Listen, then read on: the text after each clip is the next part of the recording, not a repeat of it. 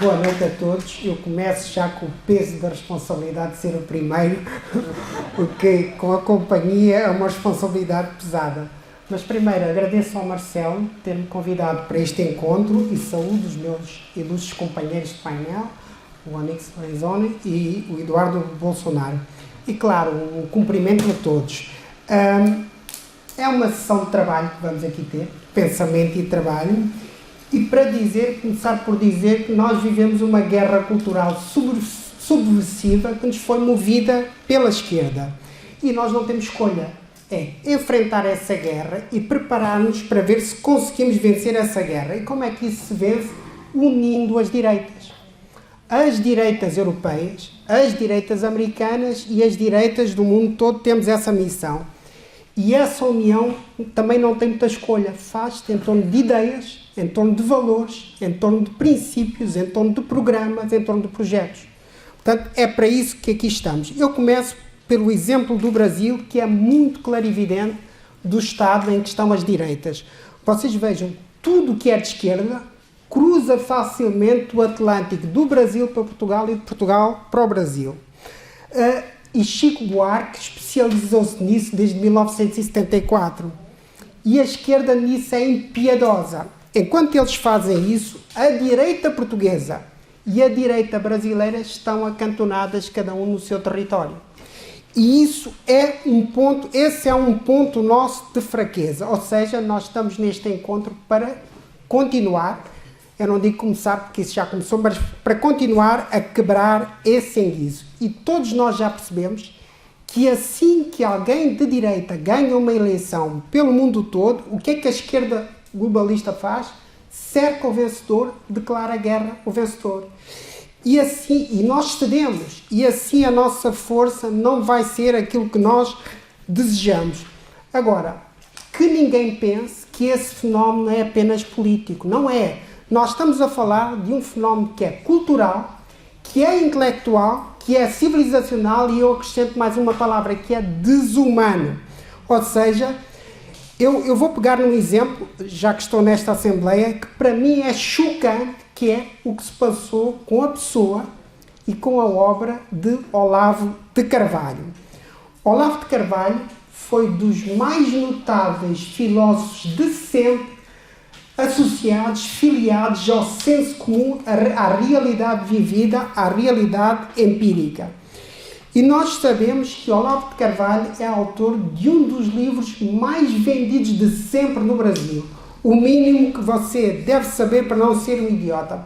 O livro é de 2013, não é da pré-história, já havia internet, e vendeu 500 mil de exemplares no Brasil. E se nós juntarmos outros livros do Olavo de Carvalho, eu sou fã intelectual do Olavo de Carvalho, como O Jardim das Aflições ou O Imbecil Coletivo, a situação é mais extraordinária porque nós não estamos a falar de um romancista, nós estamos a falar de um filósofo. Quantos filósofos vendem, chegam ao senso comum como Olavo de Carvalho?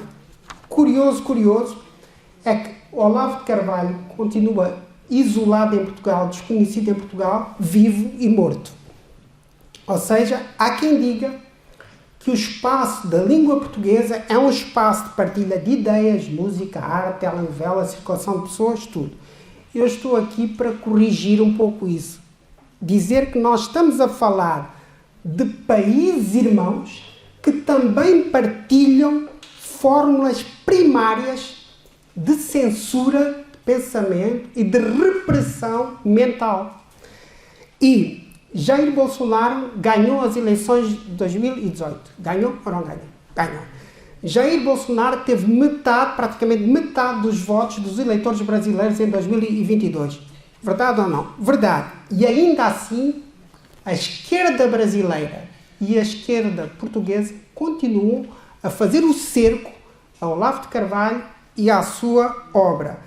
Ou seja, quem conhece Olavo de Carvalho sabe que ele faz parte da galeria raríssima de filósofos cuja obra mudou o mundo.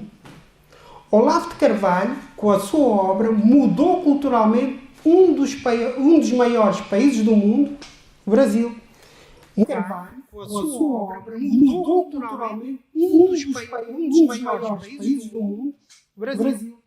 Mudar o Brasil é mudar o hemisfério sul. Mudar o hemisfério sul é mudar o mundo todo. Portanto, Olavo de Carvalho merecia uma outra homenagem.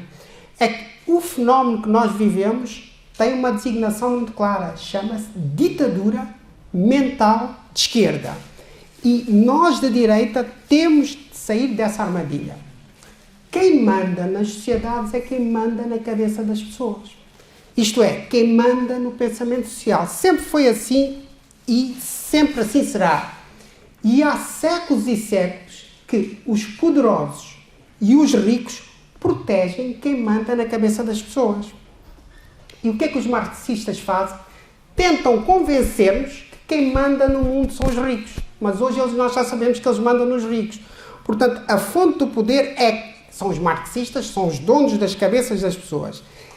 E é preciso ter sempre presente que, desde que a história se fez história, que sempre existiram instituições que regularam, controlaram, mandaram naquilo que as pessoas pensam, no modo como as sociedades pensam. Nós sabemos que na tradição ocidental, até ao século XIX, esse poder foi da Igreja. Na transição do século XIX para o século XX, com o avanço da escolarização, o poder foi passando do padre para o professor, da Igreja para a escola. E em meados do século XX, a pirâmide estava claramente definida. No topo da pirâmide, do controle do pensamento social, passou a estar a universidade. E o que é que a esquerda fez? Assim que isso ficou definido, tomou de assalto a universidade. E ao tomar de assalto a universidade, a esquerda tomou conta de todas as instituições que regulam, controlam a forma como nós pensamos. Que instituições são essas? Todos sabemos. É o ensino básico e secundário, ou pelo menos não superior, é a comunicação social e são os meios culturais e artísticos. Quem controla isso, manda nas sociedades. Ou seja, nós só viveríamos em democracia se as instituições de controle do pensamento social fossem das duas uma. Ou politicamente neutras, mas isso era preciso que nós humanos fôssemos anjos, não somos pecadores, e estamos aqui a provar isso. Ou então que essas instituições fossem politicamente plurais. Também não são. Isto é, a esquerda tem o controle hegemónico das instituições que mandam nas nossas cabeças. E isto é quase o beabá. Isto é, quando um único campo político controla a cabeça das pessoas, isto tem um nome óbvio. E todos já perceberam. Chama-se ditadura.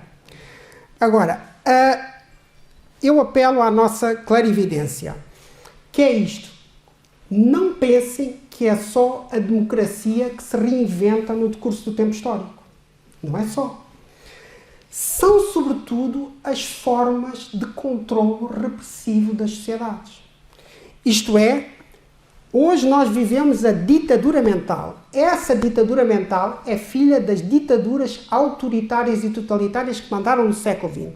Antes delas houve, por exemplo, a Inquisição. E antes delas houve, por exemplo, o absolutismo. Isto é, o absolutismo monárquico. Isto tem uma sequência. Ou seja, a história deixou um fundo comum de controle repressivo das sociedades. O que acontece é que, à medida que o tempo passa, essas formas vão se alterando no detalhe, não na substância.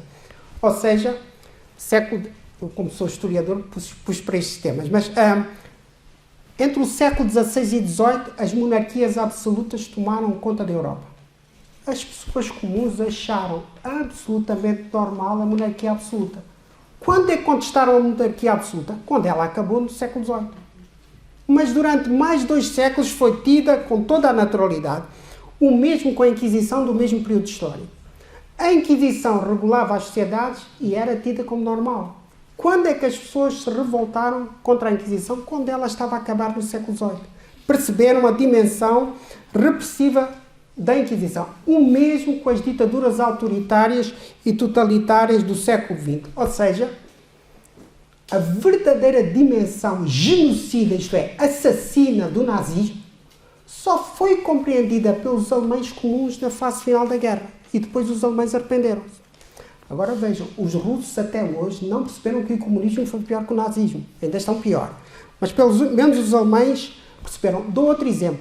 Eu sou natural de Moçambique, sou moçambicano, e é curioso que a direita esteja neste encontro com gente do antigo Império. É sinal que o mundo mudou mesmo. Mas eu fiz muito trabalho de campo em Moçambique entre 1997 e 2015 e entrevistei muitas pessoas e eu garanto, pelo trabalho subjetivo, obviamente, que a esmagadora maioria dos moçambicanos só percebeu o que era a colonização e o que ela significava em 74, quando acabou. Eu fiz, uma das entrevistas marcantes que eu tive foi no norte de Moçambique, numa terra chamada Angoche. Encontrei um senhor negro, islâmico, inteligente, que me disse assim: eu durante muitos anos li ali Companhia Colonial e não ligava aquilo nenhuma. Só em 74 é que eu percebi, colonial quer dizer que afinal Moçambique não é dos portugueses. Afinal Moçambique é nosso e nós temos direito à independência. E isto foi muito comum, isto é, nós estamos a falar de um longo processo histórico que se chama a colonização, que as pessoas comuns só perceberam no fim. E o que é que eu quero concluir daqui? O que eu quero concluir é isto. Nós que estamos nesta sala, pelo menos já percebemos que vivemos numa ditadura mental de esquerda. E quando nós percebemos que há uma injustiça desse tipo, nunca mais voltamos atrás. Para vos garantir que o mundo está a mudar e nós temos a certeza que estamos do lado certo da história. É preciso, como aqui foi dito, um pouco de paciência. É uma questão de consciência. Agora, o que eu disse até agora foi só a introdução. Introdução para dizer isto. Eu até agora só disse o que nós não queremos. Mas nós só mudamos o mundo se dissermos, afinal, o que é que nós queremos. Que mundo diferente é esse que nós queremos construir, enquanto direita? Portanto, eu daqui para a frente vou fazendo por partes. Quando o meu tempo esgotar, agradeço que me mandem calar. Isto é uma roda, mas eu faço em peças curtas. Que é isto. Eu vou tentar responder esta pergunta. Porquê é que nós somos de direita? E vou encontrar seis respostas. E no fim, vocês complementam, contestam, alteram, o que vos parecer melhor. A primeira resposta é esta. Estamos no local certo para isto. Só devemos ser de direita por razões morais, por razões cívicas, conscientes, claras e objetivas. Ou seja, se nós somos seres humanos, as nossas vitórias têm que ser vitórias morais, porque senão vale a pena. E o que é que nós temos que encontrar a nível transnacional e a nível transcontinental no campo da direita? Primeiro, nós temos que ter uma matriz moral válida para todos os seres humanos. Segundo, nós temos que ter uma matriz cívica de direita válida para toda a nossa sociedade, no caso, portuguesa e brasileira.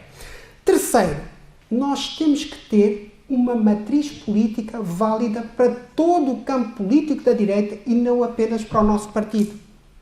Há de ser um entre vários partidos da direita. Se nós não conseguirmos isso, nós não vamos quebrar o poder hegemónico da esquerda.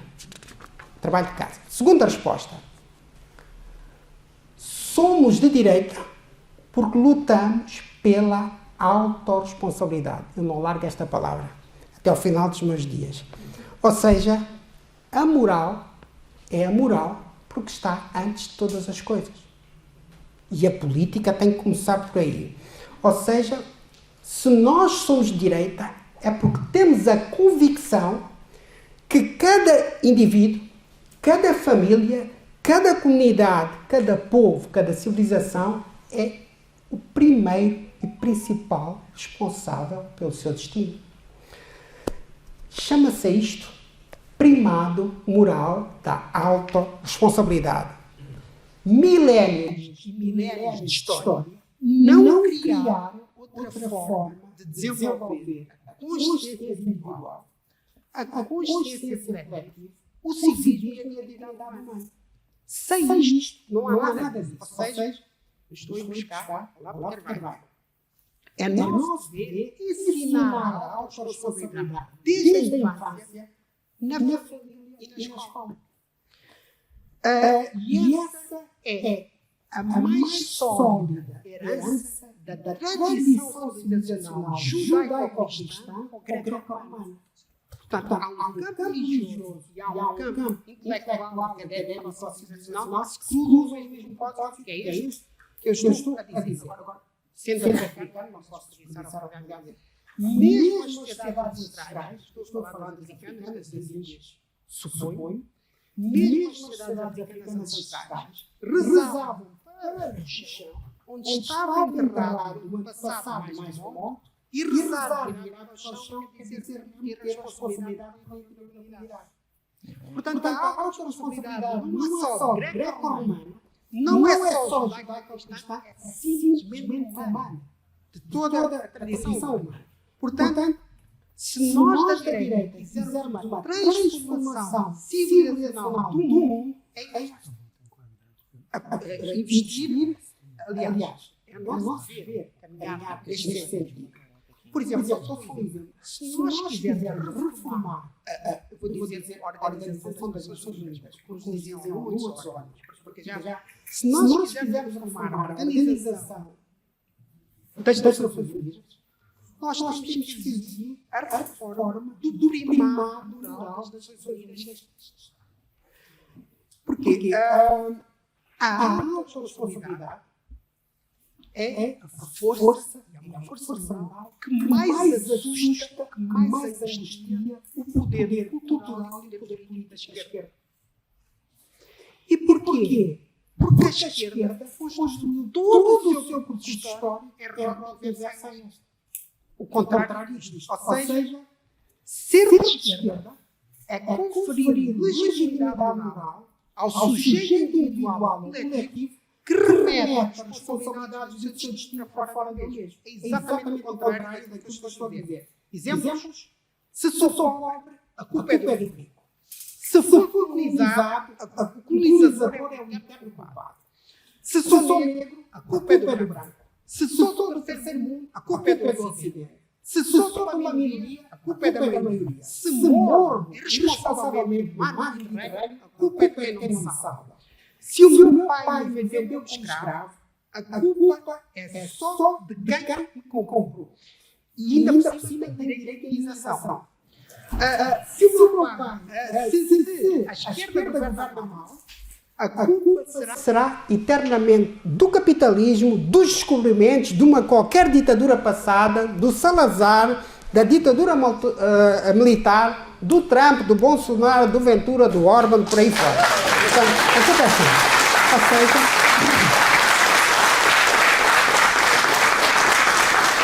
Ou seja, julgar a responsabilidade pelo destino para fora do sujeito é uma forma grave de subversão moral, de subversão intelectual, numa palavra, de subversão mental da condição humana. E isto, subverter a condição humana, tem outra forma de se referir, que é desumano. E é por isso que o progressismo esquerdista destrói a consciência individual, destrói a consciência coletiva, destrói o civismo. Ou seja, nada é mais favorável ao ódio social, ao ódio racial, à corrupção, ao falhanço das instituições, ao falhanço das economias, à criminalidade e à violência social e tudo mais. Vocês pensar. Portanto, é tão simples quanto isto. Só a autorresponsabilidade une indivíduos, famílias, comunidades, povos. A autorresponsabilidade só divide, atenção, só divide a direita da esquerda. E, portanto, nós só nos resta sermos orgulhosamente direita, porque estamos do lado certo da moral humana. Portanto, esta é a resposta. Agora, terceira resposta. Matéria sensível. Mais uma vez, somos da direita porque defendemos a solidariedade social. É preciso pôr os pontos nos is. Há dois valores morais que a direita nunca pode colocar em causa, nunca pode abandonar. Um é a autorresponsabilidade, porque somos seres humanos. Outro é a solidariedade, porque somos seres sociais. Portanto, isto não pode estar em causa. Ou seja, é obrigação da direita trazer a solidariedade social para o nosso campo. É tão simples quanto isto. A esquerda corrompeu gravemente a solidariedade social. Não existe osso, saudável, quer mais. E não me parece difícil nós, pelo mundo todo, partilharmos esta ideia. Tentar explicar. Primeiro, nem todos os valores morais têm a mesma importância. Isto é, eles têm uma ordem. Uns são mais importantes do que outros em função do momento histórico, das circunstâncias, da nobreza dos objetivos por aí fora. E é por isso que nós falamos de um conceito chamado ordem moral, que, entretanto, se abandonou. Ou seja, que fique claro, nós nunca podemos renegar nenhum valor moral. A única coisa que nós podemos fazer é colocar os valores morais pela ordem mais justa. É o que a esquerda faz e temos pelo menos que aprender isso. Ou seja, o grande dilema político do nosso tempo é este, político e moral. Qual dos valores deve ser primordial? A autorresponsabilidade ou a solidariedade? Para a direita é a autorresponsabilidade. Para a esquerda é o contrário, é a solidariedade. A esquerda subverteu esta ordem. Porquê que para a direita é a autorresponsabilidade? Porque nós, de uma maneira ou de outra, nós somos filhos de 3 cidades, da Fundação 3 Cidades. Nós somos filhos de Jerusalém, de Atenas e de Roma. E não havia dúvidas que essa autorresponsabilidade era o valor primeiro. Portanto, essa é a tradição da direita conservadora. O que é que a esquerda fez? Autorresponsabilidade e solidariedade. A esquerda fez pernas para o ar. Qual é a consequência disto? A esquerda pressupõe que se nós formos solidários com os outros, esses outros um dia vão ser responsáveis e até nas gerações futuras. Exato. Acontece que a realidade nunca foi isso. O que acontece? Há pessoas que nós ajudamos melhor. Mas há pessoas que nós ajudamos e dificilmente ajuda. Então, o que acontece? Acontece é que, ao viciarem-se na ajuda, tornam-se subsídio-dependentes e parasitas sociais.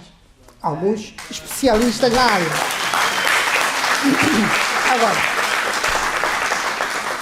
o problema é que o número de subsídio-dependentes e parasitas sociais tende a crescer com o tempo. A razão é simples. Se eu estou quieto, não estudo, não trabalho, ainda roubo, faço outras coisas e só olhar com burguesia, o que é que eu vou fazer isso mesmo? Não estudo, não trabalho e, se for preciso, faço coisas que não devo. E se é assim, com o correr do tempo, este grupo cresce. E o que é que acontece? Aqueles que estudam, aqueles que trabalham, aqueles que pagam impostos, aqueles que se sacrificam, veem a vida deles, à medida que os anos passam a tornar-se insuportável. Num verdadeiro inferno. Ou seja, vai diminuindo a proporção daqueles que se esforçam e vai aumentando o sacrifício, os direitos, digamos assim, daqueles que se esforçam, vão diminuindo e vão aumentando os direitos daqueles que são os subsídio-dependentes. Ou seja, impostos cada vez maiores para uns, direitos sociais e mais todos os direitos sexuais e o que imaginarem para outros. Portanto, a sociedade acaba assim.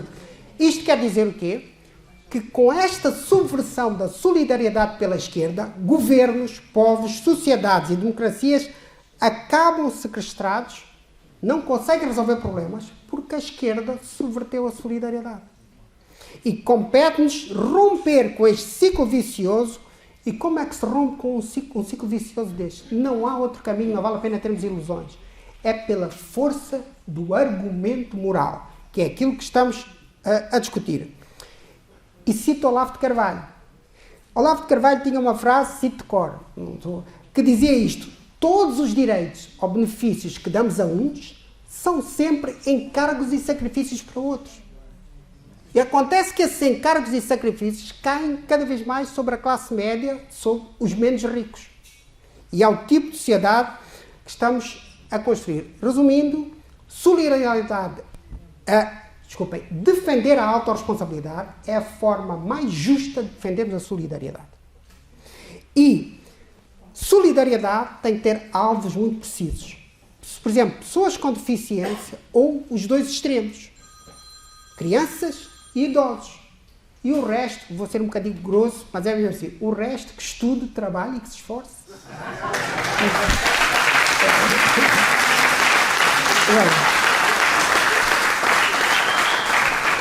Eu não sei como é que está o meu tempo, vou tentar mais um ponto, mas eu volto a dizer, se for para me calar, mandem-me calar, porque isto... E depois continuamos no Brasil, não é? Quarta resposta. Somos de direita porque não confundimos a sociedade com as suas instituições. Ninguém salva a democracia se não salvar primeiro as instituições. A esquerda vou dizer mesmo, é grosseiramente ignorante nesta matéria. E a nova direita, nesta área, pode impor das maiores transformações de sempre no mundo. A nova direita. Isto é, somos nós que temos que deixar muito claro que é tão desumano viver sem liberdade, sem participação cívica, sem ativismo, sem democracia, como é radicalmente desumano viver sem hierarquia, autoridade e ordem. Como está na bandeira do Brasil. Agora, como é que nós articulamos isto?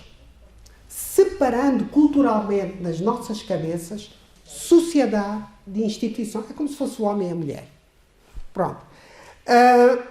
A sociedade, eu vou escolher a ver se mantenho a mão.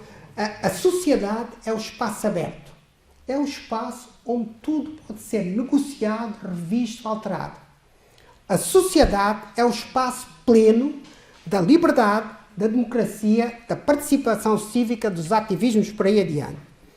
A instituição só faz sentido se for o inverso, ou seja, a instituição é o espaço reservado ou fechado aos agentes de dentro. A instituição só faz sentido se tiver valores contrários aos da sociedade. Se aqui tem liberdade de participação, tudo, deste lado tem que ter hierarquia, autoridade e ordem. As instituições foram criadas por duas razões. Uma, cumprir uma função especial específica, delegada de forma hegemónica pela sociedade. Segundo, só vale a pena haver instituições se for para regular as atitudes e os comportamentos dos indivíduos. E nós sabemos isto de cor. Na família regula-se como? Pelo afeto. Na escola, pela ordem. A igreja, exército, etc., tem uma função específica que serve para regular atitudes e comportamentos. Portanto, isso é a função das instituições. Agora, quando falha um aspecto ou uma destas instituições, ou os dois, falha a instituição no seu conjunto. E se nós estamos a falar de instituições nucleares, por onde passam todos os indivíduos, como é o caso da família e da escola, nós estamos a falar de falhando sociedades inteiras. É isso que está em causa. Agora, o que é que aconteceu? A história ensinou. A história ensinou isto. Os regimes autoritários de direita, a ditadura militar francesa, o Salazar em Portugal, pegaram as instituições, hierarquia, autoridade e despejaram para cima da sociedade. O que é que isso deu? Deu instituições muito sólidas, família, escola, exército, etc., mas sociedades falhadas. Sem dinâmica, sem liberdade, sem renovação.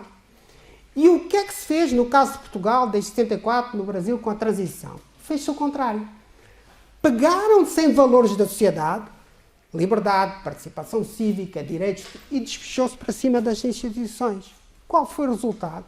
Foi o resultado contrário em versão pior. Esta versão que nós estamos a viver e isto agravou-se, começou no final da Segunda Guerra Mundial, em 45, mas agravou-se sobretudo depois do fim da Guerra Fria, em 91. E o que é que nós estamos a viver? Nós estamos a viver um dos ciclos históricos mais graves de sempre de falência das instituições. O que é que faliu? Olha, família, escola, justiça, segurança, defesa, até empresas por aí fora. Nós estamos a viver um ciclo histórico dramático, comunicação social, de falência ou falhança das instituições. O que é que nos está a salvar? Quais são as duas instituições que, apesar de tudo, nos seguram? Igreja e Exército. São aquelas que mais se fecharam para dentro e que menos se confundiram com a sociedade enquanto espaço aberto. E, portanto, o que é que nós devemos fazer? Modelar as instituições por esta via. Portanto, Portugal e o Brasil estão no mesmo ciclo histórico dramático. Agora, não basta só dizer isto. Agora, como é que isto se resolve? A resposta está na reforma do ensino. A resposta está em devolver aos professores, sem hesitar, hierarquia, autoridade e ordem. Portanto, a reforma do ensino não é só um problema de resolver os problemas, uma questão de resolver os problemas do ensino. A reforma do ensino serve para nós resolvermos o problema grave da falência das instituições, que é a falência da sociedade. Bom, eu tinha aqui eu tinha dito 6, vou no quarto, mais 2 pontos, depois ainda ia falar mais. Portanto, eu tenho que terminar mesmo por aqui, porque eu acho que o meu tempo já se estendeu. Obrigado. Isto é uma conversa, uma sessão de trabalho e de certeza que iremos continuar esta ponte em outros momentos. Muito obrigado a todos.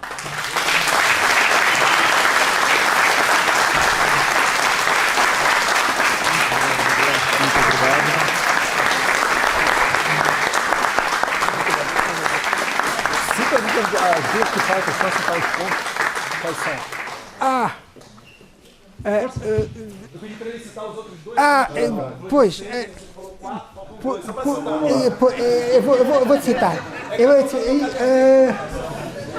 Então é assim, eu vou ter que dizer isto num minuto cada um. É assim, o outro ponto era, nós somos de direita, defendemos o civismo. Civismo quer dizer defender a família. E explicar que, se calhar já vou falar muito, explicar que política é tudo o que resulta da relação entre o Estado e a sociedade. A direita tem uma visão, neste equilíbrio, dá mais peso à sociedade, à esquerda ao Estado. Acontece que o ciclo histórico longo da esquerda, a esquerda começa a esvaziar a sociedade por via do esvaziamento da família, usurpando à família o direito sequer de educar os seus filhos.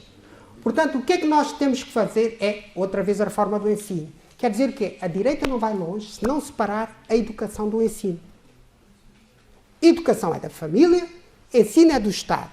Enquanto nós não resolvemos isto, vamos permitir que o Estado ganhe cada vez mais poder sobre a sociedade, e quando o Estado manda na sociedade mais do que aquilo, eu ia explicar o contrato social, o Rousseau, Montesquieu, aquela coisa toda, mas quando o Estado manda mais do que aquilo que é necessário na sociedade, sobre a sociedade, isto tem um nome chamado ditadura. E, portanto, era esse ponto.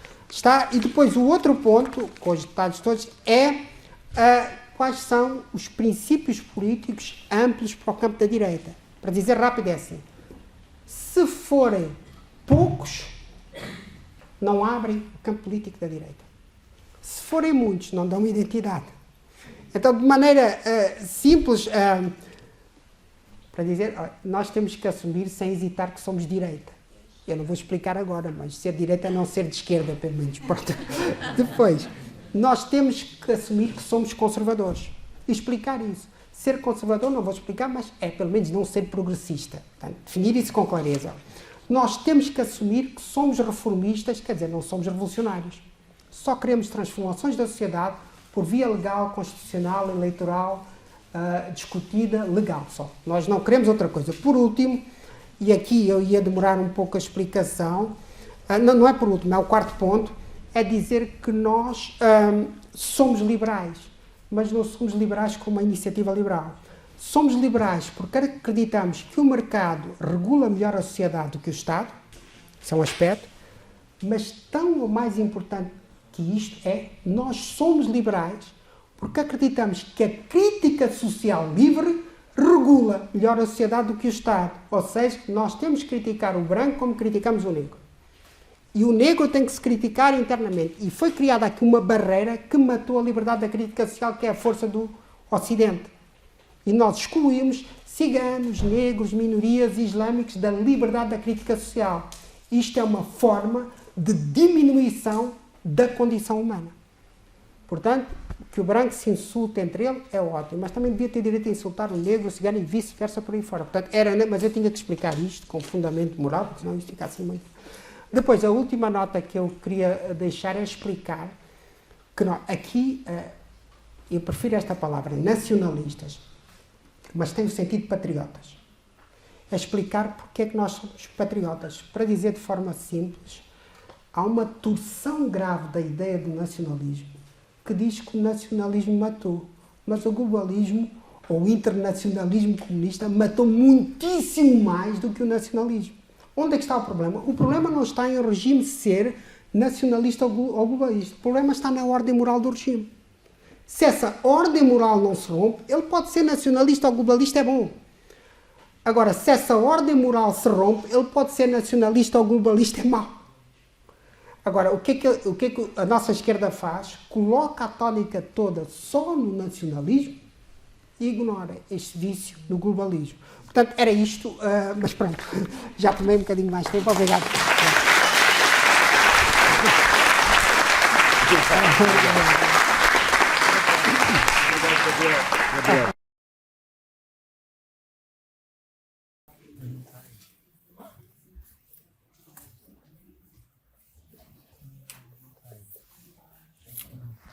Boa noite a todos. É uma grande satisfação e extremamente importante a gente poder ter momentos como esse. Eu fiquei ouvindo atentamente o deputado Bittar e todos os fundamentos que ele nos trouxe dão a relevância de momentos como esse. Nós temos hoje, porque a esquerda se organizou, ela se articulou, ela tem uma relação de causa e consequência através de organismos internacionais. Ela, na América Latina, em parceria com a esquerda europeia, ela montou o Foro de São Paulo. E isso chegou ao requinte, deputado Bittar, de um país chamado Brasil, durante o governo Lula I, Lula II, Dilma I e Dilma II, eles retiraram do Brasil, do dinheiro dos brasileiros, que podia estar na educação, podia estar na segurança, podia estar na infraestrutura, 18 bilhões de dólares. E esse dinheiro, apenas por questões ideológicas, ele foi transferido para fazer metrô em Caracas e muitas cidades brasileiras têm metrô. Para fazer o Porto de Mariel em Cuba, e o Brasil fez um vigoroso processo de concessão e privatizações na área portuária para poder corrigir os problemas de logística brasileira. Da mesma maneira, todos os brasileiros e brasileiras, pelos próximos 40 anos, todo o santo agosto, nós tiraremos da saúde, da educação, da segurança e da infraestrutura dos brasileiros e das brasileiras R$500 bilhão para pagar os juros e depois o principal disso. Isso dá uma dimensão e talvez uma quantia matemática para nós entender todos os fundamentos que o senhor trouxe, como é que eles se realizam na prática. E aí eu quero aqui dizer da minha alegria de estar compartilhando com todos vocês hoje, daqui a pouco nós vamos ouvi-lo, esse extraordinário deputado e filho do homem que permitiu que nós pudéssemos começar a entender o que estava acontecendo no nosso Brasil. Tivemos a chance de poder conhecer do que cada um de nós era capaz. De que uma sociedade unida pode ir muito longe. Nós vencemos toda essa estrutura organizacional em 2018, toda a estrutura de poder econômico e financeiro do país chamado Brasil, porque a gente não pode esquecer, deputado Bittar, que o capitalismo brasileiro, o capitalista brasileiro, ele só tem a lista, o capital, via de regra, foi público. E quando é público, é o nosso rico dinheiro, produzido com suor, com sangue, com lágrimas, por cada um de nós e que nos é tirado. Como a esquerda não tem limite ético e moral, ela não tem nenhum problema em desviar dinheiro público. Nunca condenaram nem Lula, nem Dirceu, nem ninguém da trupe de ladrões que tomou posse de um país do tamanho do Brasil e que, lamentavelmente, o sistema os recolocou lá. Isso é uma história que vai render muitos livros, muitos estudos e vai ser conhecido como um dos períodos mais tristes da história desse lindo país chamado Brasil e desse lindo continente chamado América do Sul. Então eu estou aqui ao lado de um homem que é filho daquele que nos deu a possibilidade de poder ver, enxergar e transformar. E eu espero, sinceramente, que vocês daqui a pouco vão ter a oportunidade de ouvir um homem jovem, que conhece o seu tempo, que olha para frente, e eu tenho certeza que talvez lá na frente nós estejamos olhando para ele com uma esperança de recolocar o Brasil nos trilhos. Falo de Eduardo Bolsonaro, um dos mais brilhantes parlamentares que o Congresso brasileiro tem, que a sociedade brasileira tem, e eu peço com muito carinho e com muita tranquilidade para que a gente possa aplaudi-lo por tudo que ele significa para o nosso país.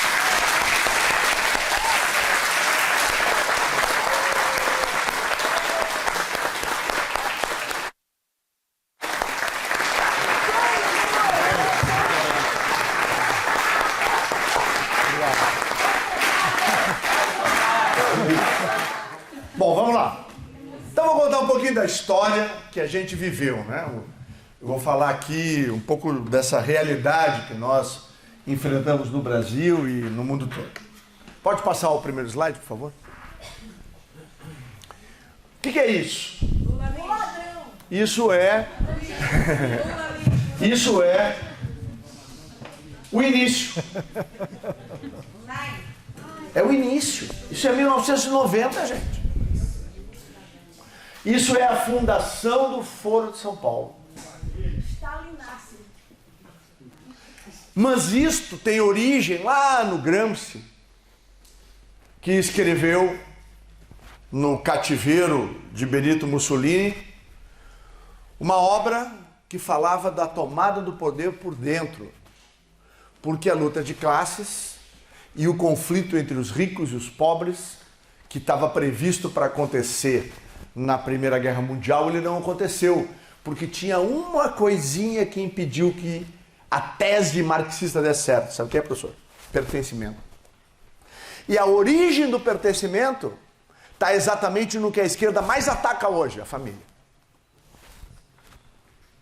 Eu sou brasileiro, eu sou paulista, eu sou gaúcho, eu sou carioca, eu sou português, eu sou moçambicano. Este pertencimento, esse importante fato da nossa vida, da nossa existência, ele está extremamente ligado à família. E outro ponto de ataque atual é a fé. Por quê? Porque são as duas conexões, a existencial, através de Deus, com a família, que fazem a ancoragem do ser humano e impede que ele seja vítima da ideologia. Mas quando tu corta essas amarras, ele fica solto, seja homem, seja mulher, e a ideologia vai lá e toma conta. E aí eles chegam a esta maldade de lá nas nossas crianças. E quando o senhor falou da reforma do ensino, da educação, eu não tenho nenhuma dúvida que o senhor está correto. Porque houve uma transferência do ensino barra educação, educação barra ideologia, para fazer com que, com 12, 13, 14 anos, meninas e meninas não saibam qual é, meu bispo Marcelo da minha igreja, muito obrigado por estar aqui, agradecer o pastor Clayton também pelo carinho de nos receber de novo, não sabe qual é a sua identidade. Se é Maria ou se é José. Isso é uma gravidade absurda. E nos nossos países estão autorizando os sistemas públicos de saúde a fazer com 12, 13, 14, 15 anos, dependendo da sociedade, a conversão. E dele suicídio depois, né? Porque quando se dá conta lá na frente, bom, não sou nada disso, eu não queria nada disso. Ninguém me disse que não era para fazer isso. Por quê? por óbvio, não tem maturidade intelectual, não tem maturidade psicológica, não tem maturidade espiritual, não tem maturidade nenhuma para tomar decisão desse porte. Mas fragiliza a família, corta a amarra do pertencimento.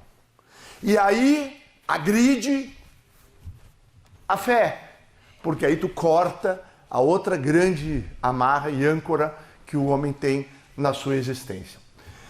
Essa é a organização do mal, começou fazendo isso. Próximo. E aqui os líderes, né? E eu acho que é importante ver isso, sabe? Porque aqui nós temos as duas faces de uma mesma moeda. Uma face culturalmente brilhante, academicamente reconhecido, falando 5, 6 idiomas, mas de uma perversidade inominável. Inominável. A fragilização do direito de propriedade no país chamado Brasil se deu pelas mãos de Fernando Henrique. Mais do que Lula e mais do que Dilma, somados. O desarmamento da sociedade civil, que é uma dos primeiros movimentos feitos por todos aqueles, deputado Bittar, que querem ser autoritários, despóticos ou ditadores, começa por não dar condição de defesa ao ser humano. O que é que iguala um homem de 20 anos, 1,80 m, com um homem de 1,60 m e 60 anos? Só uma arma. Só uma arma. E a arma, ela foi inventada exatamente para garantir a liberdade individual. Para garantir o bem maior que a vida. Por que negar isso ao cidadão? Como Bolsonaro sempre falou, eu não temo o meu povo, então deixa o meu povo se armar. Não é problema. Agora, os que temem o povo, retiram este que é um direito fundamental para a manutenção da sua própria vida e da sua família. E aí, ali atrás, tem o sujeitinho escondido. Serra, que foi artífice da chegada de Dilma ao poder, mais do que o Lula. Porque naquela eleição, a diferença deles, algumas vezes, é porque a Dilma usava vestido, porque ela usava calça, não tinha diferença nenhuma. Porque eles pensavam iguais, aliás, eram de grupos revolucionários de esquerda, que fizeram atrocidades no Brasil. Né? Então, isso não começou hoje, isso não é de agora. Nós não estamos enfrentando algo que nós desconhecíamos, nós estamos enfrentando algo muito conhecido, muito grave. E por isso que esse momento é tão importante para a gente tomar consciência e poder construir com os partidos de direita da Europa, com os partidos conservadores da Europa, o Chega em Portugal, o Vox na Espanha, Lega, Fratelli Italia, construirmos alianças que nos permitam poder enfrentar um discurso que é igual. Se você pegar o representante do Partido Socialista ou do Partido Comunista Português, alguém do PSOE espanhol ou alguém do PT ou do PSOL do Brasil, eles são iguais na retórica, nas bandeiras, na forma e no conteúdo da sua ação política. Iguais! E fazem isso há 40 anos. Quando cai o Muro de Berlim e fracassa a União Soviética, os 3 pontos principais de fragilização do capitalismo, discutido aqui na Europa. A ideologia de gênero, pelo que eu já expliquei. A questão racial, para separar, já que o rico e pobre não funcionou, então vamos pela cor da pele. Né? E, por fim, o meio ambiente. São as formas de agredir o capitalismo. São as formas de agredir esse sistema que se baseia num princípio muito simples. Cada ser humano cuida primeiro do seu bem-estar. E ao cuidar do seu bem-estar, da sua família, ele, com aquilo que excede o que ele é necessário, ele acaba favorecendo a todos nós. Todo mundo já conhece isso. Mas isso permite exatamente o que eles não podem permitir. Uma sociedade livre, uma sociedade democrática, uma sociedade onde as pessoas discutem, onde as pessoas divirjam dos seus pontos de vista. Mas é essa liberdade que alimenta uma sociedade saudável. E hoje nós temos uma sociedade que é doente. Isso é um fato, lamentavelmente. Vamos adiante. Aí tem uma foto de um homem que travou muitas guerras contra as mentiras. E muitas dessas guerras foram aí, ó. Sozinho. Então, quando a gente fica pensando, tá, mas o que eu vou fazer eu aqui, sozinho? Junta 5. Manda zap para 10. Fala com 4. Porque a soma de todos nós transforma. E é isso que eu queria lembrar a todos vocês. Porque vai vir esse outro momento aí, ó. Próximo. O que é isso? Eu acho essa foto fantástica porque ele mostra o momento em que Lula, lá no pré-sal, estavam todos com uma situação de muito ufanismo, ele mete a mão no petróleo, suja as suas mãos, mas ele marca para o resto da história dos séculos a roubalheira que fizeram na Petrobras. Para que vocês tenham uma ideia, quando terminou o mensalão, a CPI, perdão, dos Correios, eu era membro dessa CPI, e eu fiz uma coletiva de imprensa.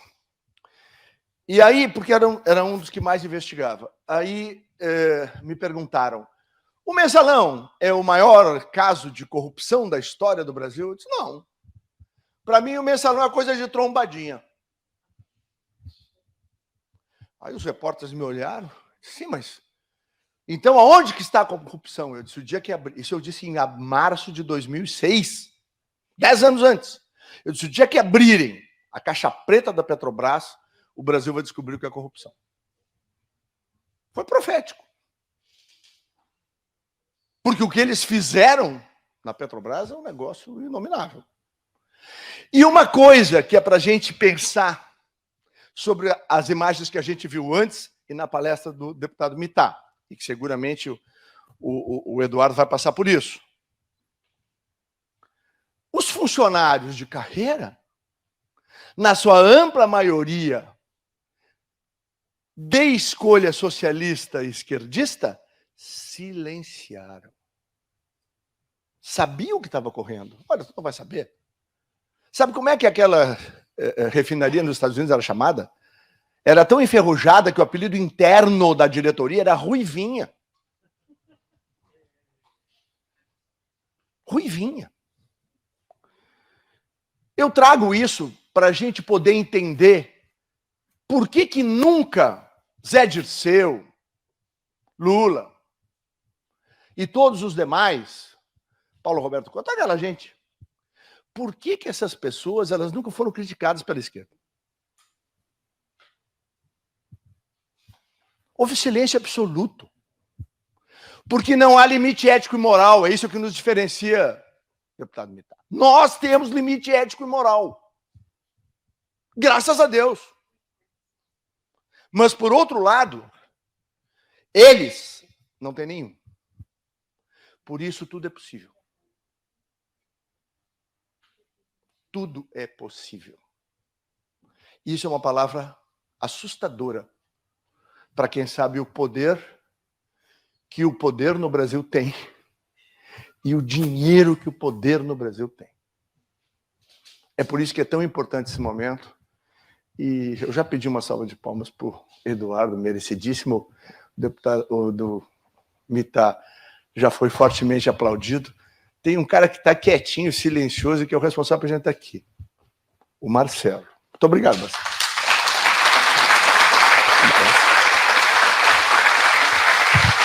Próximo. Bom, mas aí, né, a gente se juntou de 1 mais 1, de 1 mais 2, de 2 mais 2, de 3 mais 4. E a gente chegou lá, olha lá que bacana. Né? Isso é 16, Paulista, Tua terra lá, ó. Deputado mais votado de São Paulo. Aí era todo mundo na rua. Tudo começa lá em 2013, né? Pois vai indo. E nós descobrimos pelas redes sociais que a gente podia se juntar. E aí o brasileiro comum, que somos nós, resolveu tomar o Brasil nas mãos. E nós iniciamos um belíssimo processo de mudança. Próximo. Vou acelerar daqui para eu entrar. E pegamos o...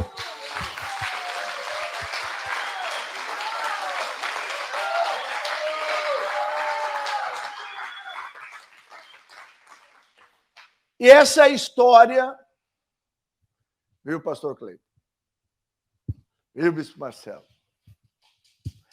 Que corrobora de que Deus, quando escolhe, capacita. Escolhe o improvável para derrotar os sábios e os poderosos.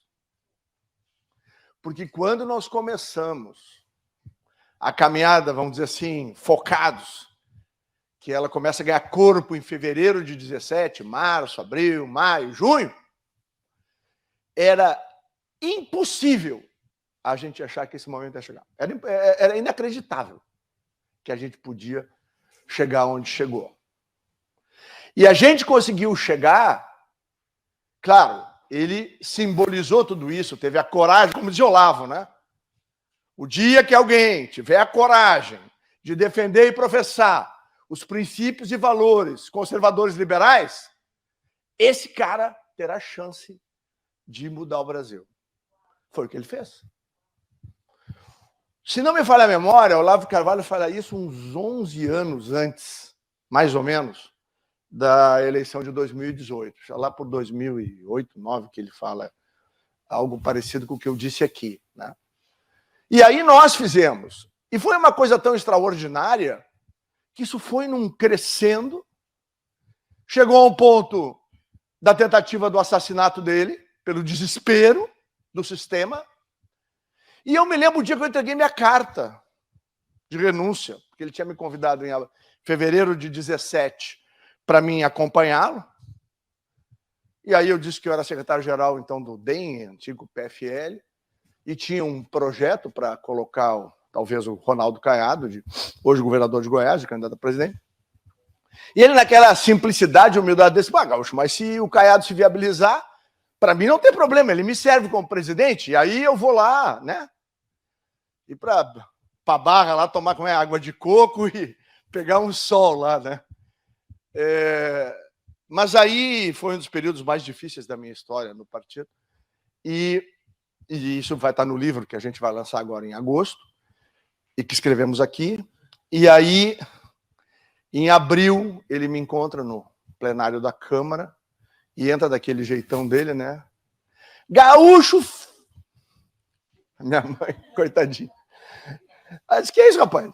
Pô, veio lá do Senado agora e o deputado, o senador à época, né?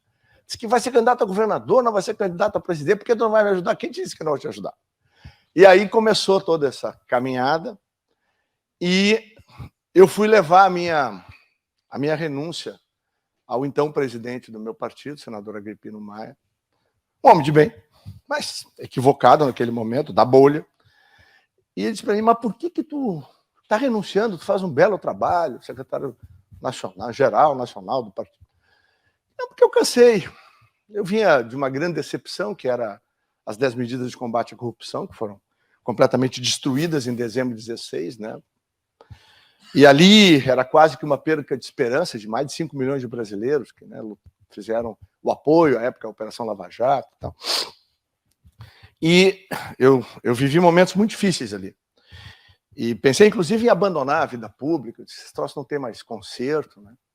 Então, o Bolsonaro também, e eu tenho esse vínculo, né, afetivo, de amizade, né? Eu brinco com ele que ele é o irmão que eu não tive. A gente tem uma irmandade, exatamente porque ele recuperou em mim a crença de que a Denise conhece bem essa história, minha esposa.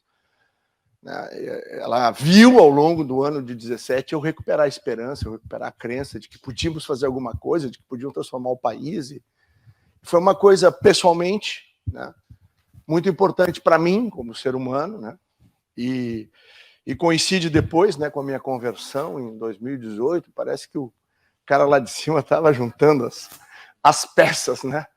E glória a Deus a ele, que ele também nunca desistiu de mim, né? Então, eu sou sempre grato, né, a Deus, e também porque ele usou a minha esposa Denise para que eu pudesse me reencontrar com ele, e hoje eu agradeço todos os dias, né, por esse fato. Mas aí eu disse, eu cansei. Ele disse, mas não tem chance. A aliança que vamos fazer em torno do Alckmin vai ter 20 partidos, ele vai ter 80% do tempo de televisão, não sei quanto de dinheiro. Eu disse, não adianta.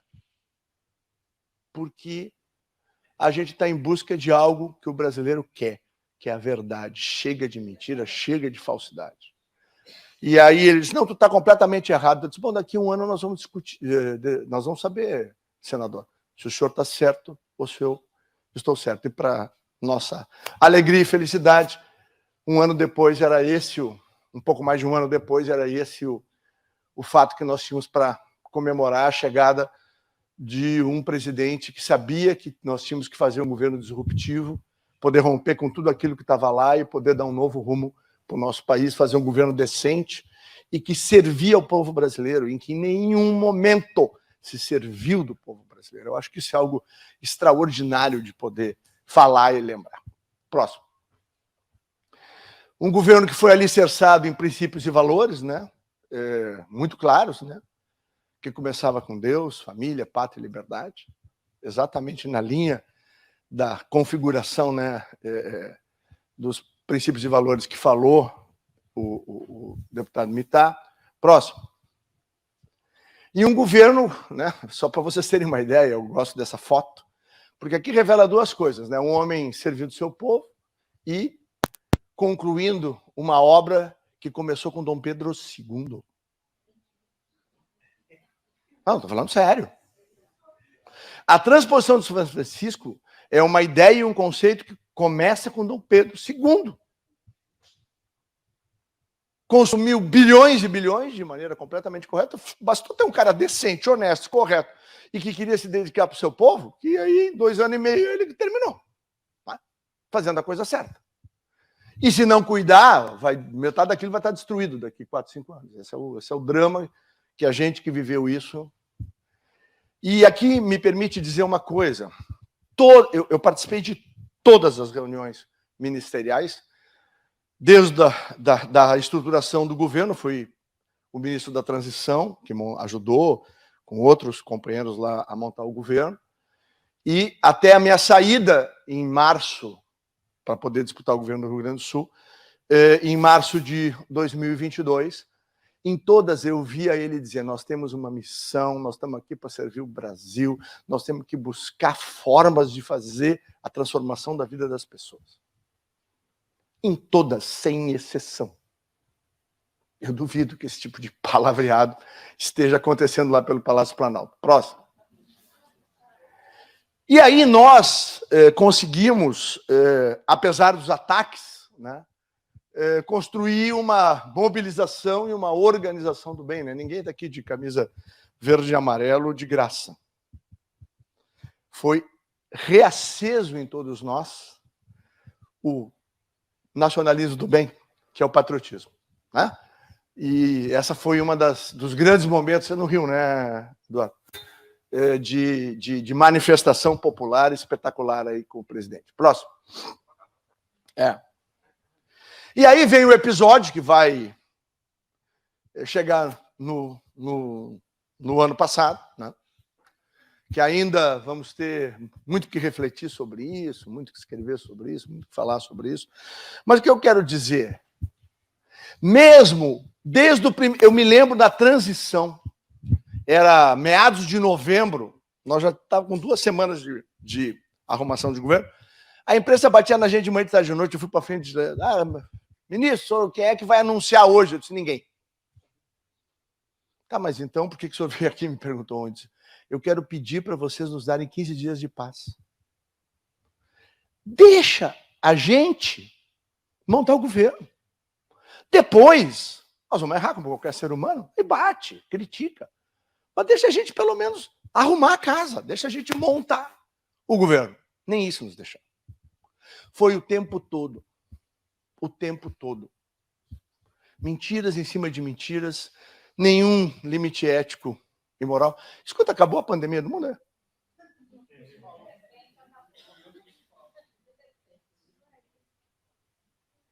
O Brasil foi o país do G20, que tem as 20 maiores economias do mundo, que melhor enfrentou a pandemia.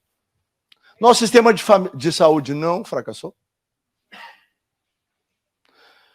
Eu recebi uma responsabilidade, ele me ligou no dia 2 de abril e disse assim, ó, ô Gaúcho, eu assinei a lei do auxílio emergencial. Tu tem que botar isso de pé ligeiro, porque o povo tem fome.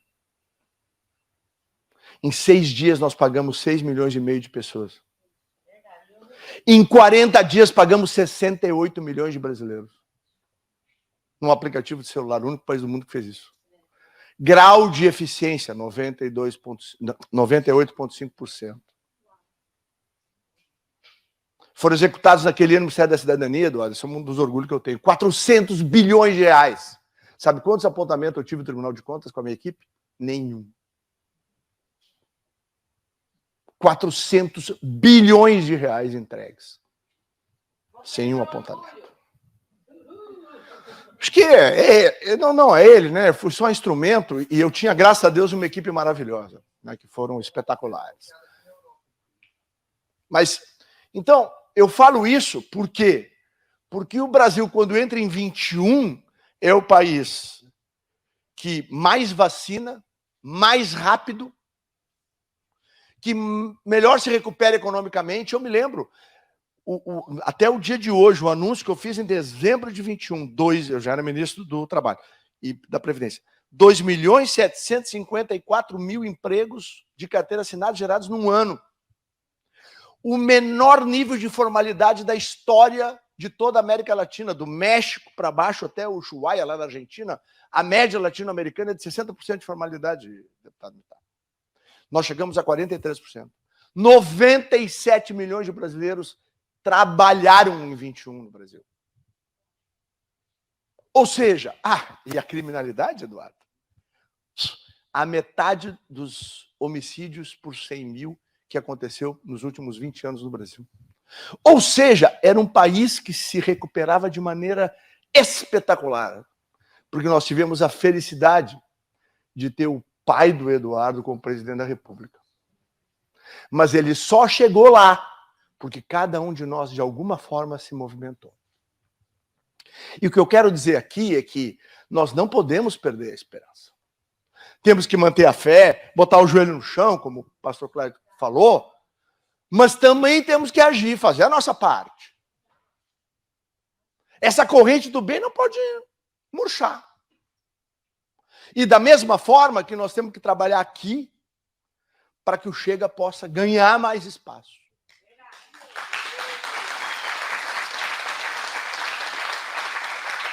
E nós estamos aqui, liderados pelo Eduardo, exatamente para construir pontes, alianças, para que os partidos conservadores liberais do Brasil, que é o nosso PL, possa, junto com o Chega e com os demais partidos aqui da Europa, criar, quem sabe, um sonho de ter um dia o foro, não é de São Paulo, pode ser de Lisboa ou de Roma, né? Mas um foro do bem, né? E não o foro do mal. Próximo, para terminar. Também. Depende de todos nós, né? Esse cenário lindo, né? Eu me lembro 7 de setembro de 2021, quando eu subi no caminhão ali na frente da esplanada dos ministérios, a Denise é brasilense. Ela subiu comigo, eu já estava de mão. Eu parei do lado dele, ela parou do lado da Michelle, a gente de mão. Ela olhou para mim e as lágrimas pulavam. Porque naquele dia, eu vi o povo do meu país na rua de verde e amarelo. E nós tínhamos uma razão para estar lá. A razão era termos um presidente honesto, um cara decente, que falava a verdade e que só tinha uma preocupação na cabeça: como é que nós, ele e a equipe dele, serviam melhor o seu povo. E o povo que estava nas ruas eram nossos filhos, eram os nossos netos, né? Eu sempre que falo desse momento, eu me emociono, porque realmente é algo que marcou meu coração de maneira indelével. E eu vou levar para o resto da minha vida aquele 7 de setembro espetacular que eu vivi lá, e depois nós fomos lá para a Paulista, lembra? Que acho que nenhum deputado conseguiu terminar o discurso, né? Porque tinha o quê? 2 milhões de pessoas hoje naquele dia lá. Vamos lá, próximo.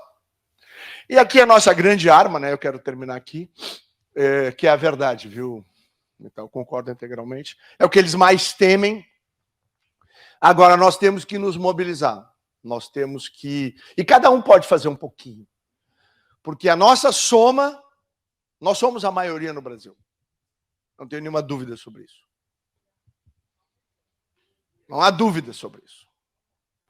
O nosso presidente continua andando pelas ruas do Brasil recolhendo o carinho da população brasileira. Onde quer que seja. Onde quer que seja que ele ande. O atual não consegue alugar nenhum. Então, nós não podemos deixar essa chama morrer. Tudo que eles querem é que a gente desista. Olha o sacrifício desse rapaz que começou falando aqui, o Alain. Olha o sacrifício do Daniel.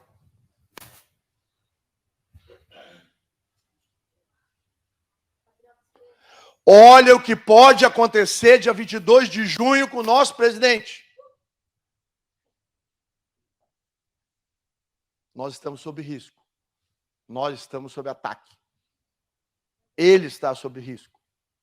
Ele está sob ataque. Agora, tem uma coisa que eles temem. É a nossa força. A verdade e o amor que nós temos pelo Brasil, que é verdadeiro, que eles não têm. O Brasil é apenas um cofre. E uma mídia e um sistema que é manipulado pelos poderosos para que eles possam lucrar de alguma forma. A resposta que nós vamos dar para eles é: nós estamos aqui. Nós amamos o nosso país.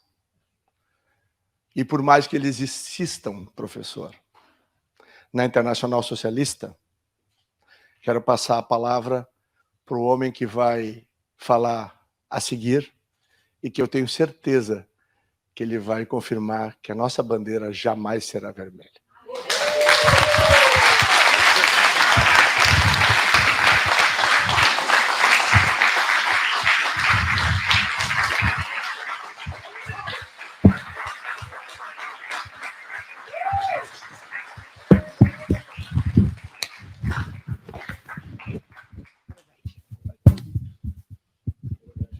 O que restou para eu falar?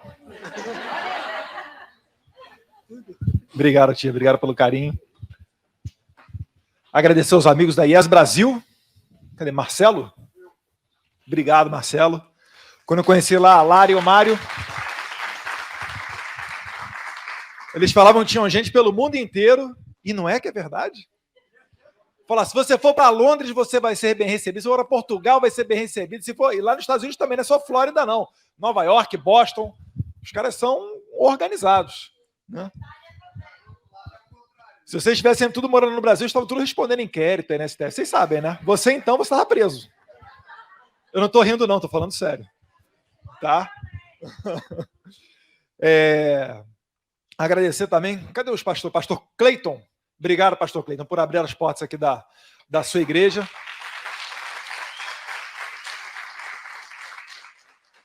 Ao nosso também anfitrião português, colega, Gabriel Mitá, ou Mitô? Mitá. Uma das raras oportunidades que eu tive para tomar anotações. Eu criei um vício, depois que eu fiz concurso público, né, que é, eu consigo memorizar muito quando eu anoto. Né, tem gente que é mais visual, o professor fala, ou ele escutando, ele consegue memorizar melhor. Eu fico escrevendo, então eu pego melhor. Adorei a sua explanação. E ele é um espelho certinho do que é o que você é ser conservador, o que é ser progressista. Né? Você falou dos 6 pontos daquilo que nós prezamos. Se você inverter o sinal, são os 6 pontos exatos do que é ser progressista, não, né? Socialista, comunista, bolivariano, porque é só como Olavo de Carvalho fala, né, é um movimento, não é nem uma ideologia o marxismo. O Lenin falava que se for necessário voltar atrás e falar tudo ao contrário do que a gente sempre disse, a gente assim fará para chegar ao poder. É a versão antiga da atual Dilma Rousseff, né, que a Dilma falou. Nós fazemos até o diabo pelo poder. Né? E eu vou...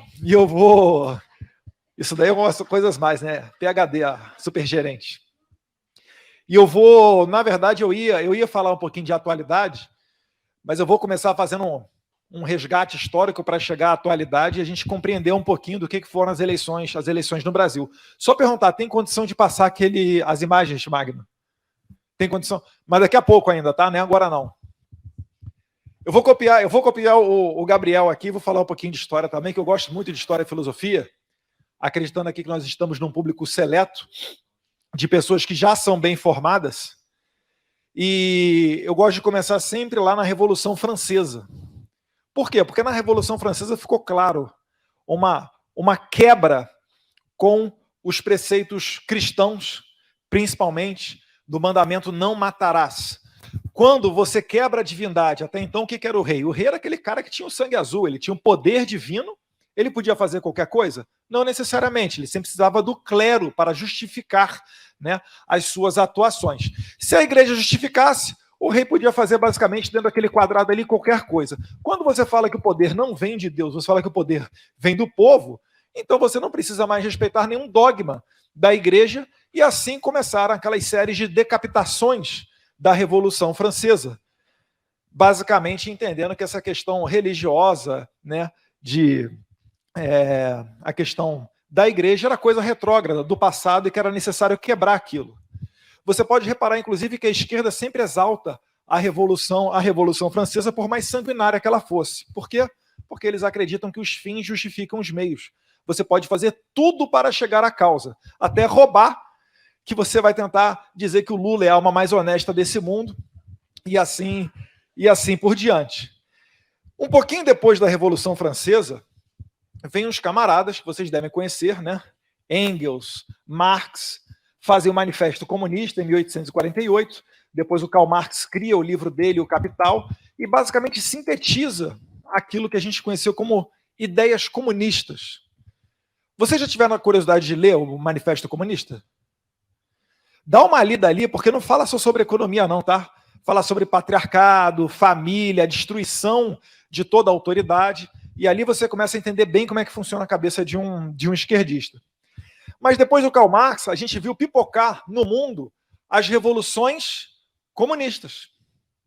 A primeira dela foi em 1917, a Revolução Bolchevique lá na Rússia, que democraticamente fuzilou os czares, um banho de sangue, beleza, mas tudo pela democracia, e eles chegaram ao poder. Aquilo dali passou a ser o modelo de conquista, a tomada do poder pela força, em 1917. Pouquinho tempo depois, uns camaradas tiveram uma pegada bem perspicaz. Quem são esses camaradas? São os pouco conhecidos filósofos, ideólogos, professores, estudiosos da Escola de Frankfurt. Levanta a mão para mim aqui se vocês já ouviram falar em Escola de Frankfurt. Acho que é boa parte já, né? É que no Brasil a gente ouve falar muito mais de Antônio Gramsci, de Marx, mas nem tanto de Adorno, Horkheimer e essa Marcuse, essa rapaziada daí. E qual foi a grande sacada deles? Eles perceberam rapidamente que essa tomada de poder pela força ela não conseguiria ter sucesso a longo prazo. Que o modelo de economia soviético, de 100% da economia controlada pelo Estado, ela levaria a um fracasso. E isso acabaria por dragar todo aquele pensamento marxista para baixo. No começo, fizeram chacota desses caras. O pessoal da Revolução Bolchevique falava, olha ali, ó, os revolucionários de cátedra, os caras que não pegam em armas e acham que vão mudar o mundo através de revolução cultural. Dito e feito. Hoje, o maior exemplo de sucesso da esquerda é a revolução cultural. O Olavo de Carvalho, ele tem isso eu estou falando de 1920, tá? Ainda estavam pipocando as revoluções pelo mundo. Se a gente olhar 49 na China, 59 em Cuba. Aqui na América Latina, lá na América Latina sempre demora mais, né? A ideia envelhece no mundo, ela para lá na América Latina. Se eu ver o Lula, ele está com essa pegada revolucionária ainda. ainda na cabeça. Mas, enfim, o Olavo de Carvalho, e por óbvio, ele já havia falecido em 8 de janeiro de 2023, tá? Ele escreveu um determinado post no Facebook que é mais ou menos assim, que os militares em 64, eles chegaram ao poder não somente porque o povo estava na rua, mas porque havia o apoio da Igreja Católica, do empresariado, do agro, da ABI, Associação Brasileira de Imprensa, e basicamente de todos os setores da nossa sociedade. Por que eu estou falando isso? Porque são justamente esses setores que estão em jogo nessa guerra cultural. Vamos lá? Tudo que a esquerda não consegue dominar, ela tenta destruir. Tá? O que é o padre e o pastor para a esquerda? Todo pastor é estelionatário, todo padre é pedófilo. Destrói com esses caras. O problema hoje nosso é o quê? É o patriarcado. Por que o pai fala e a família tem que seguir? Olha como é que é retrógrado a Bíblia. A Bíblia fala o quê? Que a mulher tem que ser submissa ao homem. Olha que retrógrado. Aí você vira, pô, Eduardo, mas você vai falar que a mulher tem que ser submissa ao homem? Sim, tem que ser submissa ao homem. E o homem tem que amar a sua mulher assim como Deus amou a igreja. Como é que Deus amou a igreja? Dando a sua própria vida por ela. Então, quando um ladrão entra na tua casa, você, homem, é que tem que dar o primeiro combate. Não tem que ficar com esse mimimi. Não, vou ficar aqui, eu e minha mulher, direitos iguais. Direitos iguais nada, irmão. É a tua conta que está em risco. O barco vai afundar, você vai dar uma cotovelada na tua mulher, vai dar um chute, uma bica na tua filha e vai você pro bote salva-vidas? Você tem que ser o primeiro. E a nossa sociedade, ela conseguiu sobreviver graças a isso. Olha a Segunda Guerra Mundial, desembarque na Normandia, quantos milhões que não morreram? Então a gente tem que saber fazer esse resgate, entender o que está em jogo, porque senão é igual fala lá no livro Sun Tzu, A Arte da Guerra. Se você conhecer a si próprio e não conhecer o seu inimigo, para cada vitória você terá uma derrota. Agora, se você conhecer a si próprio e conhecer o seu inimigo, você sempre sairá vitorioso do campo de batalha. Então vamos retornar aqui ao que eu estava falando. ABI, Associação Brasileira de Imprensa. Quem vocês acham que domina a imprensa hoje? E aí, com tranquilidade, a gente pode até falar no nível mundial. Direita ou esquerda? Quem é que domina a imprensa? Onde é que a gente tem um pouquinho de espaço ainda na direita? É na internet, não é? Não é no seu celularzinho? Qual foi uma das primeiras propostas importantes que Lula mandou para o Congresso agora no terceiro mandato dele? O PL 2630. Que sempre tem nome bonitinho, né? Vamos democratizar a internet, vamos acabar com o crime de ódio. Engraçado, fizeram peça do meu pai sendo esfaqueado, jogaram bola com a cabeça do meu pai decapitado. Não é arte, é peça publicitária. Editorial da Folha, por que eu torço pela morte do presidente Bolsonaro? Liberdade de expressão. Não é crime de ódio não, tá? É liberdade de expressão. Até aí, agora com o lançamento da própria TV. Antes disso, primeiro dia de governo dele, qual foi a primeira medida do Lula quando ele tomou posse? O desarmamento. Ele fez um novo decreto revogando tudo que o governo Bolsonaro fez e falou que é para preservar as vidas. Calma aí. A gente passou de 60 e tantos mil assassinatos por ano para cerca de 40. A gente reduziu em mais de um terço, fácil, com folga, mais de um terço a menos de homicídios. Não vamos agora fazer aqui, reformar essas políticas do governo Bolsonaro. Porque são as políticas de maior sucesso de toda a história desse país. Agora, como é que a gente faz para não permitir que as outras pessoas caiam no engano de acreditar nessa narrativa?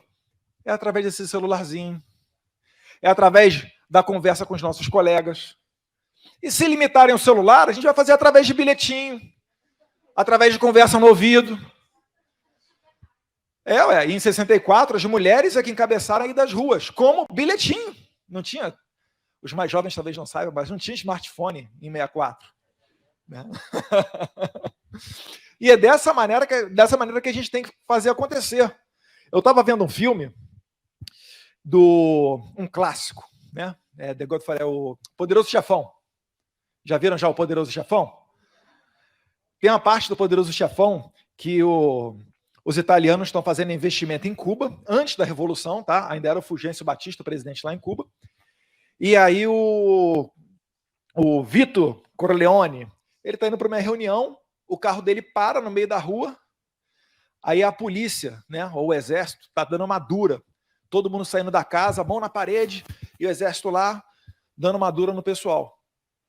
Um dos caras corre, um dos que estava sendo abordado, ele corre, se joga para dentro da viatura da polícia, fala, viva Fidel! Estoura uma granada, blum, explode. Levou com ele mais 2 militares.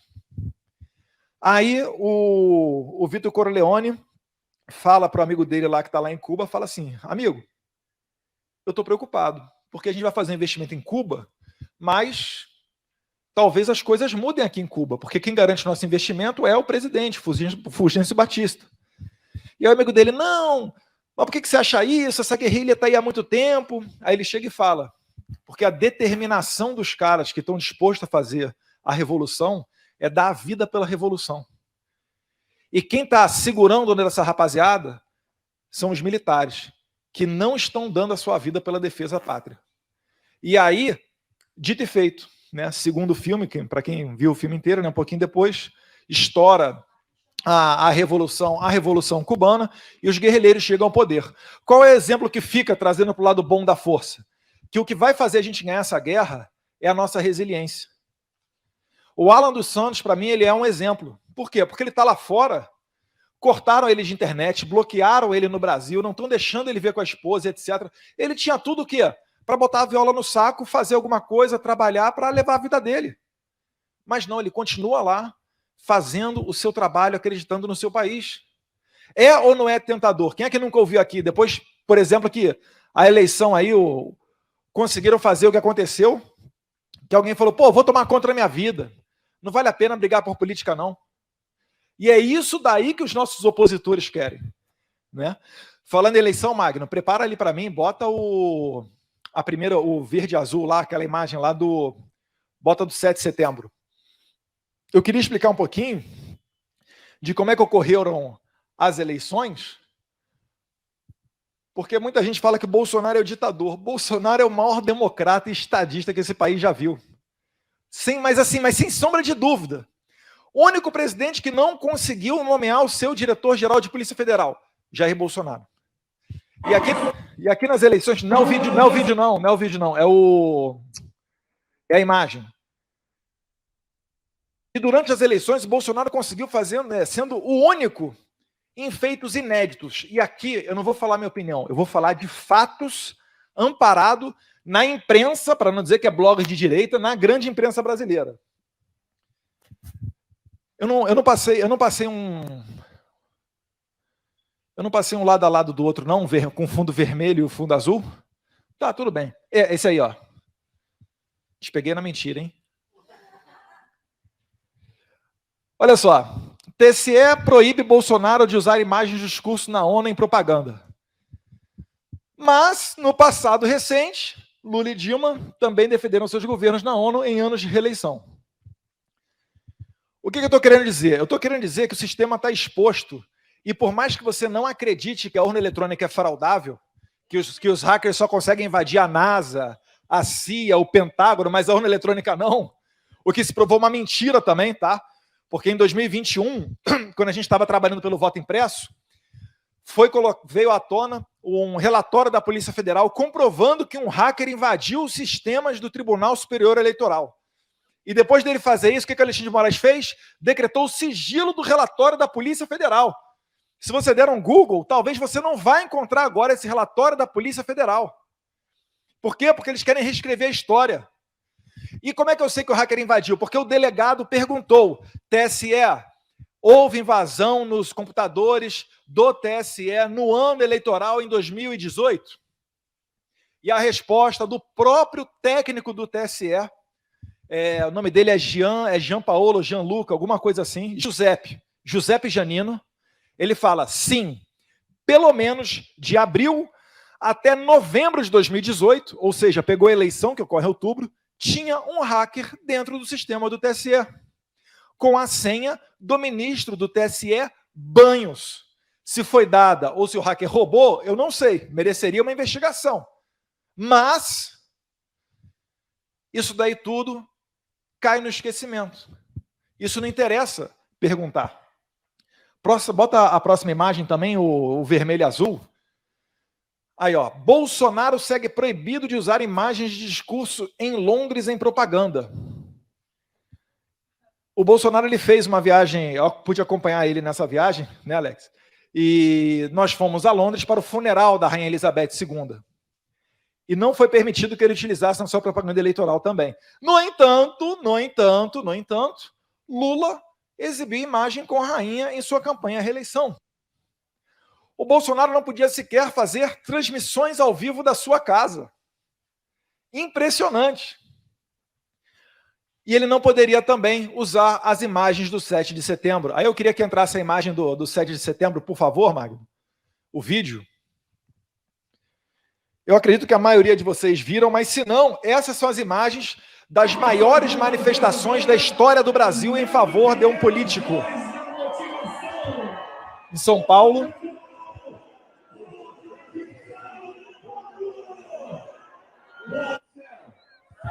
Brasília. Seja o vosso nome, venha a nós o vosso reino, seja feita a vossa vontade, assim na terra como no céu. Cometendo o crime de rezar um Pai Nosso. Cada dia nos dai hoje, perdoai nossas ofensas.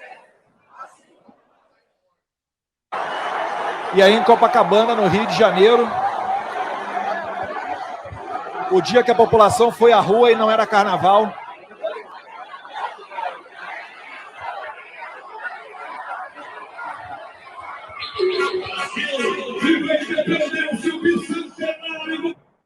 E o país não precisa se preocupar, se é que muita gente com isso se preocupou, com a irrigação sanguínea do pênis. Agora deixa. Senão o pessoal vai achar que essa... Agora deixa. Desculpa, bota naquela parte lá. Não era o que eu pretendia falar não, mas deixa porque é o nível da nossa imprensa, tá, Gabriel? O que é notícia no Brasil?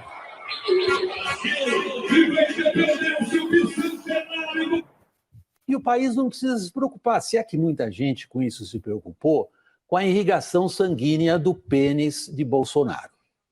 Ela está plenamente normal e satisfatória, ele assegurou. Dali, eu acho que foi, sim, um dia inteiro de campanha. Uma apropriação indébita do 7 de setembro. Foi um absurdo que aconteceu durante todo o dia de hoje. Isso assim, é um vexame internacional. Isso nem em filme de Borá, nem em filme de República de Banana, se pega uma pessoa com 200 anos de independência, será que não tinha nada para falar de 200 anos a não ser exaltar o próprio pênis? Hoje é um dia triste para o Brasil, porque o Bolsonaro botou milhões de pessoas na rua, foram gigantescas, mas isso foi bom para ele. Péssimo para o Brasil, para a Constituição, para a lei eleitoral. Esse daí, não são todos, né? Mas é uma parte daquele pessoal que passa um pano para Maduro, vocês sabem como é que é. A questão peniana é porque o presidente, ele tem uma brincadeira que ele fala que é imorrável, como é que é? Ele tem a medalha dos 3 Is. Ele é imorrível, porque ele tomou uma facada e sobreviveu. Como é que é? Me ajuda aí. Imbrochável, porque ele é viril, macho alfa, tá? A esposa dele é 9 e eu tenho uma irmãzinha de 11 anos de idade. E ele é incomível também, porque ele é heterossexual, não tem como... Você tá rindo? Você foi um dia triste para o Brasil, Mita. Poxa, Mita. Mas ele faz uma piada, recorta um negócio e vira esse daqui. Só que o final ali da Eliane Cantanhede que foi o melhor. Ela fala que foi um dia triste para o Brasil, por quê? Porque foi a maior demonstração de força que um presidente já fez nas ruas desse país. Isso daí você vai comparar... Talvez, sei lá, eu não vivi, mas as diretas já de 82, aos movimentos de 64. Tá falando que não foi igual. Quem tem mais idade não entrega a idade, não. Em São Paulo, a perspectiva era de 3 a 4 milhões de pessoas, só São Paulo, né? Mas, enfim, a nossa imprensa ela nunca decepciona. Isso aqui ressalta o que o Onix estava falando, de como é que é importante você... A televisão ainda influencia as pessoas. As eleições brasileiras, elas foram o quê? Foram uma natação com o Jair Bolsonaro nadando com o braço para trás amarrado, ou talvez até os 2 braços, tá? Vale lembrar muita coisa que aconteceu nessa eleição. Por exemplo, pela lei brasileira, existe um determinado número de inserções de rádio. 30 segundos a 60 segundos que o presidente tem oportunidade de diversas vezes ao dia entrar naquela rádio e veicular a sua propaganda eleitoral. Bem, o Lula conseguiu 100%, porque não teve reclamação nenhuma, das suas inserções nas rádios foram adiante. A equipe do Bolsonaro contabilizou pelo menos 150 mil inserções de rádio que não foram ao ar, principalmente no Nordeste. Quando a equipe do Bolsonaro falou isso, o que o Tribunal Superior Eleitoral fez? Ao invés de falar, não, vamos corrigir, vamos botar as 150 mil inserções de rádio do Bolsonaro agora, para a gente poder ter uma igualdade entre os candidatos Lula e Bolsonaro. Não. Ele falou para em 24 horas apresentar a documentação comprovando do que estavam falando sobre risco de tomar multa. E sabe o que é pior? Foi apresentado. Que nessa oportunidade a gente não tomou multa. E sabe o que aconteceu? Nada. Aí eles falaram, mas a responsabilidade de verificar isso daí é do partido mesmo. Não é do TSE. Calma aí. Talvez vocês não lembrem. Quando a equipe do Bolsonaro reclamou ao TSE, esse e-mail bateu lá no TSE, num funcionário de baixo escalão, que mandou um e-mail para o seu superior. Olha, eu acho que está certo isso aqui. Ó, Bolsonaro realmente não teve 150 mil inserções de rádio. O que aconteceu com esse funcionário? Na hora, não é que ele foi demitido, foi levanta, sai, deixa teu crachá aqui e nem desliga teu computador. E isso daí, a imprensa não fez questão nenhuma de falar. Assim é que eles vão reescrevendo a história. Isso daqui é o quê? É aquela parte. Você acha que as pessoas que tomam essas decisões têm alguma moral? Não tem nenhuma moral. Eles estão ali pela justiça, pelo certo, ou pela igualdade de concorrência entre os candidatos para que o povo escolha o melhor candidato para presidir o seu país? Claro que não. Mais uma vez, o problema da base moral que nos falta. E aí é que vai a solução que muita gente não gosta de escutar. Mas o principal flanco, encaminhando para o final aqui, o principal combate que a gente tem não é o político. Nós lá, a gente é uma parte dessa batalha. O principal, é só você ver o que a esquerda é melhor organizada que nós? É. O que a esquerda faz? Para onde é que ela vai? Ela vai dentro da escola. Ela vai dentro da cabeça das nossas crianças. Quando ela fala ideologia de gênero, ela não está querendo falar para mim, para você. Para mim, tanto faz. O cara quer se tratar como elo, elux, elix, todes, todas, sei lá o quê. Eu dou uma risada, eu acho que é um retardado mental. O cara fala, bom dia, todex. Você fala, cara, é um mongoloide, sabe? Mas...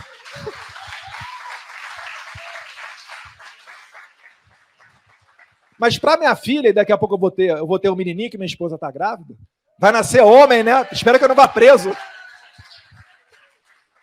De repente pode resultar, o moleque chega com 8, 10 anos de idade, não sei se eu sou menino ou não sou menina, estou vendo tanta coisa aqui, na escolinha me ensinaram isso e tal, que homem pode pintar unha, a Maria beijando a Maria, o João com o João, de mão dada, enfim, aquela confusão mental, e ele fala que, olha, eu estou me sentindo menina. No Canadá já tem uma história dessa. A criança, ou melhor, foi um adolescente, com transtorno, foi parar no hospital. Os médicos obrigaram ao tratamento hormonal do moleque, contra a vontade dos pais. É o nível, porque é o seguinte, a gente primeiro dá risada do negócio desse, porque a gente sabe exatamente o que é homem e o que é mulher. Vocês lembram do filme do Arnold Schwarzenegger, Um Tiro no Jardim de Infância? Tem um menino lá pequenininho que ele fala... Meninos têm pênis, meninas têm vagina. Hoje seria proibido, né? Seria preso o moleque, né? Mas essa loucura, se não parar, e nós é que temos que falar. É tão importante nós falarmos e denunciarmos que eles querem nos calar. E finalizando, mais importante do que isso, é nós cuidarmos dos nossos filhos.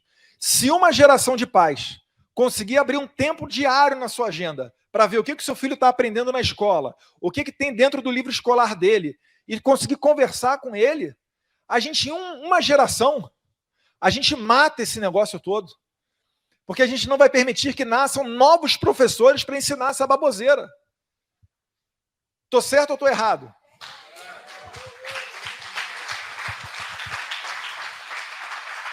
Não existe solução mágica. E não vai ser fácil. Agora, se a nossa maior referência veio à Terra e foi perseguido de ponta a ponta, a começar com Herodes matando todas as crianças até 2 anos de idade, não somos nós que vamos vir aqui para passear e navegar em almas tranquilas, né? Tem, inclusive, eu não sei, acho que foi um dos Founding Fathers americanos que fala, né, de tempos em tempos é necessário que 10%, na verdade, 10% dos homens acabam transformando a sociedade por completo, né? Porque eles não admitem ser daqueles tempos, desses tempos de Elux, desses tempos de bom dia a todos e a todas, e propõe-se, né, a resgatar aquilo que tem de bom na sociedade, que é o que nós conservadores somos. A gente olha para o passado, vê as boas tradições, preserva elas, e aquilo que não está certo, a gente vai reformando. Mas a gente não queima a casa de ponta cabeça, né, de ponta a ponta, né, igual o revolucionário quer, de jogar a casa toda para baixo e levantar uma do zero, porque isso nunca deu certo. A gente quer o quê? Vamos trocar aqui a janela, consertar a cortina, a casa vai ficar bacana, e é isso daí que nós, conservadores, somos. Meus caros, eu vou ficando por aqui também, porque daqui a gente vai ter um jantar, correto, tia? Mas eu vou ficar aqui no canto para quem quiser dar uma palavrinha, bater uma foto, e mais uma vez, o que vai fazer a gente ganhar é a resiliência. Quem resistir mais vai ganhar. Se a gente baixar a cabeça, é tudo que eles querem. Posso contar com vocês para não baixar a cabeça? Então eu termino com aquele nosso lema: Brasil acima de tudo. Muito obrigado, Lisboa.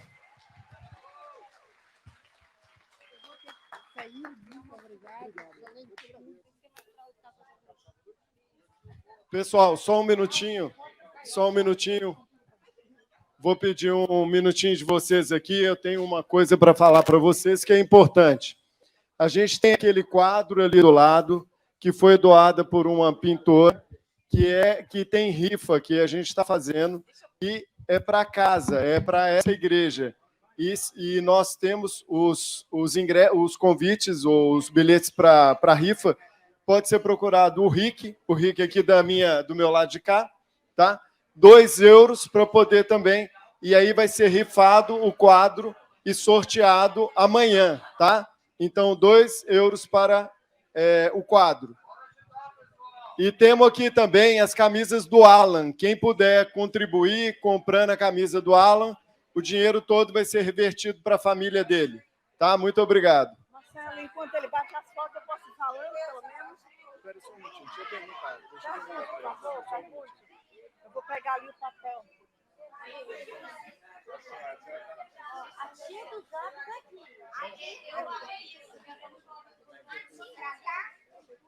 Ó, a tia dos anos, mas já tá na frente. 81 anos, hein? Linda. 81. Aqui, desculpa.